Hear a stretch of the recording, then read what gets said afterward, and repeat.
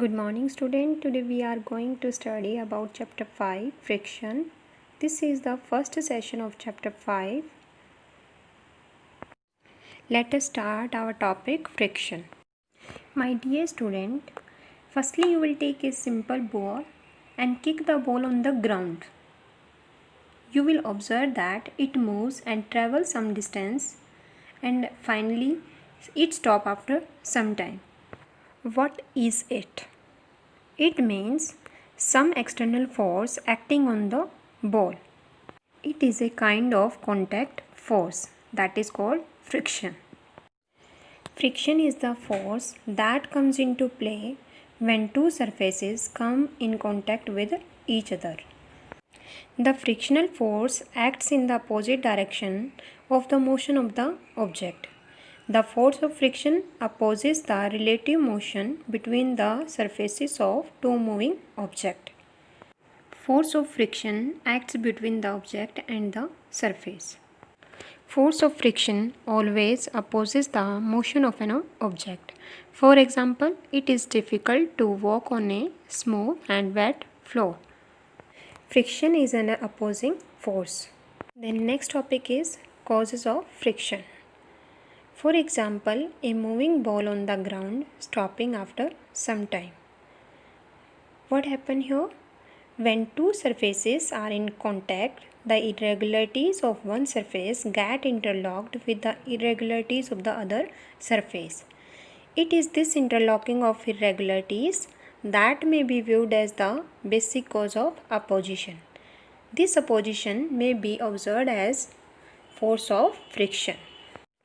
We can associate friction with the roughness of the surfaces in contact.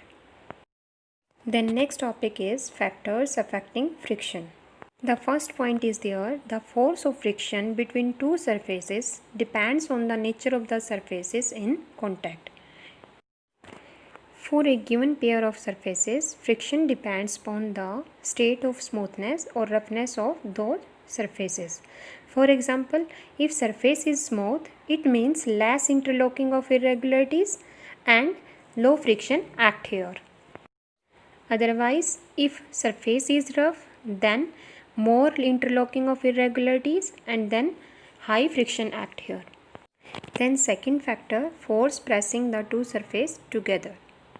In the picture you can see that friction is more if the surfaces are pressed harder and friction is less if the surfaces are not pressed harder.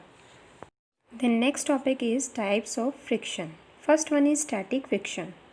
You can see in the picture a box of much weight against the ground difficult to lift and move. Here the frictional force that comes into play until an object starts moving is called static friction. An object has to overcome the static friction force in order to start its movement. Other example, a table lamp resting on a light table. If you try to push couch across the room, the first push is the hardest part. The reason is the static friction here. Next one is the sliding friction. You can see in the picture a child sliding down a slide. Here sliding friction comes into play when an object is sliding over the surface of another object. Sliding friction is less than static friction. You can understand the other example also, rubbing both hands together to create heat. The heat produced due to the sliding friction here. Sliding friction is also called as the kinetic friction or moving friction. The next one is rolling friction. For example, it is easier to pull luggage fitted with rollers because when a body rolls over the surface of another body, the friction is reduced. It is easier to roll than to slide over the another body. That's why it is easier to pull luggage fitted with a roller. Here, rolling friction comes into play. It means when an object rolls over the surface of another object, then friction is reduced. The next, fluid friction. When an object falls through water, its speed reduces due to the fluid friction acting on it. It is also called as air friction and viscous friction. Thank you to all my students.